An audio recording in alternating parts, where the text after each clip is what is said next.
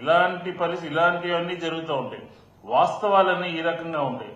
వైఎస్ఆర్సీపీ హయాంలో ఎన్నో గుడులు కూల్చారని మతాన్ని ముద్ర వేసేటటువంటి కార్యక్రమాన్ని జగన్మోహన్ రెడ్డి గారి మీద వైఎస్ఆర్ కాంగ్రెస్ పార్టీ మీద ఈనాడు ఉన్నటువంటి కూటమి ప్రభుత్వం చేస్తుంది.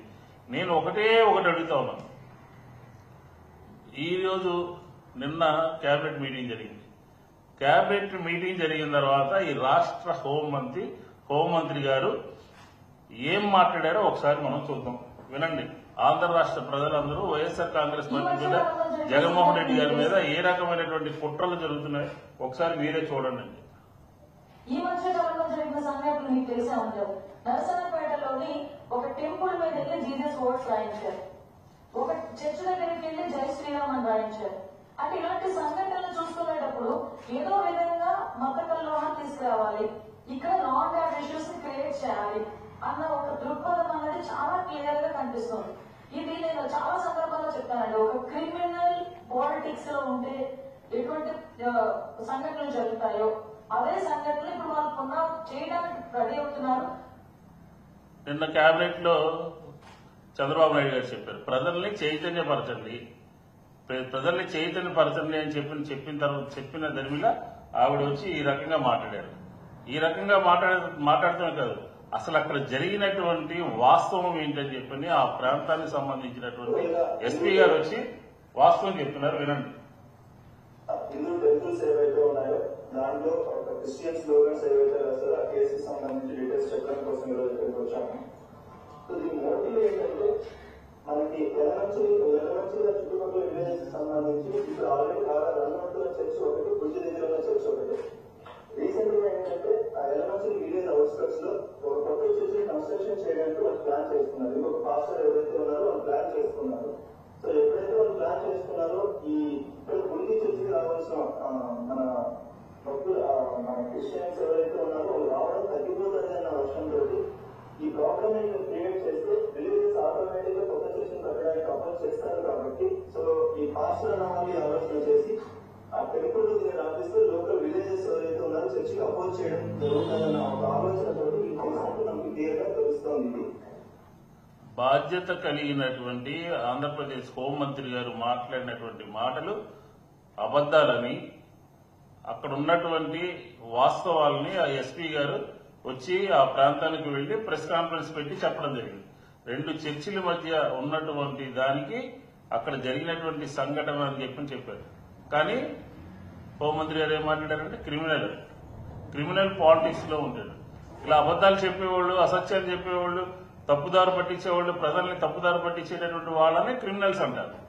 కాబట్టి జరిగినటువంటి సంఘటన ప్రజలందరికీ తెలియాలనే ఉద్దేశంతో ఈరోజు మీ అందరికీ ఈ కార్యక్రమాన్ని చూపించడం జరిగింది.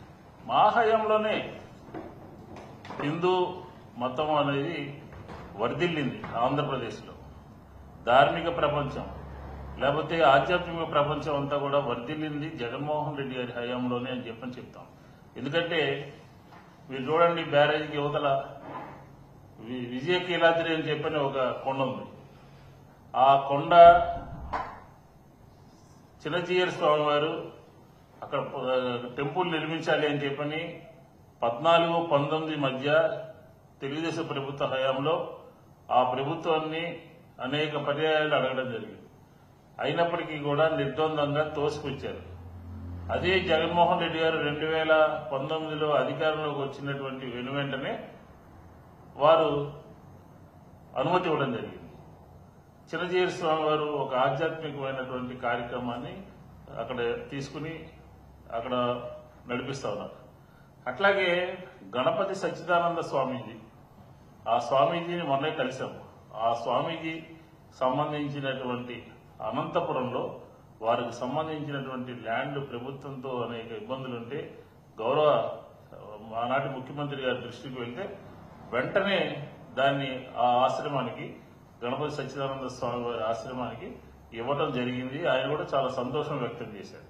ఇంత త్వరితగతిన ప్రభుత్వము మా పని చేస్తుందని చెప్పని చేసినందుకు చాలా సంతోషంగా ఉంది, వారికి ధన్యవాదాలు చెప్పండి అని చెప్పిన కూడా మనం చెప్పాం.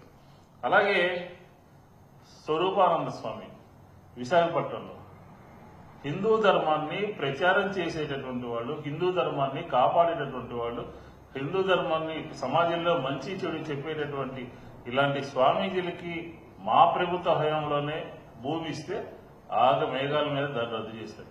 దాన్ని కూల్చాలని చెప్పి అనేక చోట్ల ప్రయత్నం చేస్తారు. ఎవరు హిందూ ధర్మాన్ని కాపాడుతున్నారు, ఎవరు హిందూ ధర్మానికి వ్యతిరేకంగా పనిచేస్తున్నారో మనం ఒకసారి గమనించాల్సినటువంటి అవసరం ఉంది. కాబట్టి మేము ఒకటే చెప్తా ఉన్నాం, ఈ మా ప్రభుత్వ హయాం ఎప్పుడు రాజశేఖర రెడ్డి గారి టైంలో అయినా, జగన్మోహన్ రెడ్డి గారి టైంలో అయినా, ఎప్పుడైనా సరే ఈ రాష్ట్రంలో హిందూ ధర్మాన్ని, దేవాలయ వ్యవస్థని కాపాడినటువంటి, గౌరవించినటువంటి సందర్భం ఉంది.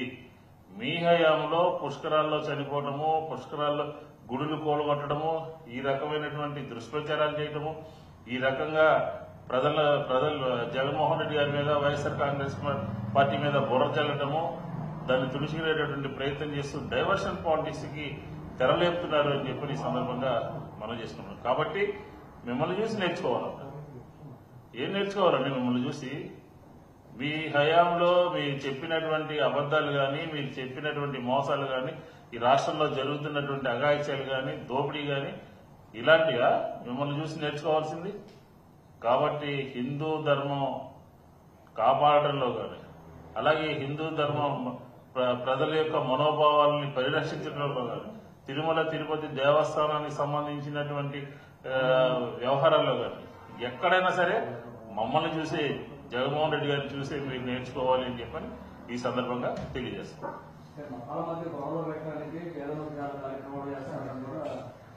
సార్, ఇప్పుడు అనతి కాలంలోనే ఈ రాష్ట్రంలో ఉన్నటువంటి ముస్లింల యొక్క విశ్వాసాన్ని కోల్పోవడం జరిగింది. వక్ఫ్ సంబంధించినటువంటి బిల్లు కేంద్రంలో దాన్ని ఆమోదించడం ద్వారా, అది మేము చెప్పడమే కాదు, అది ఈరోజు మమతా బెనర్జీ గారు కూడా చెప్పారు. అట్లాగే ఇక ఏ మతానికి సంబంధించినటువంటి వారి యొక్క అన్ని మతాల యొక్క వారి మనోభావాల్ని పరిరక్షిస్తూ, గౌరవిస్తూ, వారికి ఎటువంటి ఇబ్బంది లేకుండా చూసుకునేటటువంటి జగన్మోహన్ రెడ్డి గారి మీద బురజల్లేటటువంటి కార్యక్రమం చేస్తుంది ఎవరో ఆంధ్రప్రదేశ్ ప్రజలందరికీ కూడా తెలిసినటువంటిదే. కాబట్టి అందుకనే నేను ఈ ఉదాహరణలతో సహా మేము మా ప్రభుత్వ హయాంలో జరిగినటువంటి సంఘటనలు, తెలుగుదేశం ప్రభుత్వ హయాంలో జరిగినటువంటి సంఘటనలన్నీ కూడా ప్రజల ముందు మీ ద్వారా పెట్టడం జరిగింది.